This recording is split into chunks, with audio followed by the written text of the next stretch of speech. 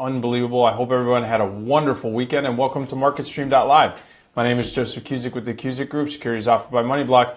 This is where we talk in this segment about everything that's happened in the overnight action in Asia, and it's important because it sets the pulse, the tone of the markets globally. Then Europe will come online, and then the U.S. markets. So taking a look, it was a little bit muted, the action last night. What's notable here is that Hang Seng and the Shanghai Composite, China and Hong Kong, were both closed due to holidays, much like here in the States.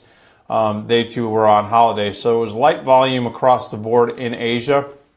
When we're taking a look at the Nikkei, saw that it was down $4.70. So very muted action there. Bottom line is that the Japanese economy, it's doing well. 23-year low unemployment. They are also seeing and this is where the rub comes into play, you get low unemployment, but this is the 14th consecutive month that household spending is actually down. And that's not positive. And then that leads you to start looking at the consumer. And bottom line is that you're seeing that the consumers are muted in Japan, with basically the non-existence of any type of inflation at this juncture in Japan. No, I shouldn't say non-existence. We are seeing PPIs and CPIs on the move, but again, you're not seeing also one notable thing, wage inflation. That's the component that you're not seeing. You're seeing some inflation in goods. You're seeing some inflation in services. You're seeing producer price indexes move up to the upside in Japan. What you're not seeing is wage inflation. And when you don't see wage inflation in any economy, I don't care how hot it is, unless the worker is making more money, it's going to be very difficult to put an argument to say that growth is going to continue.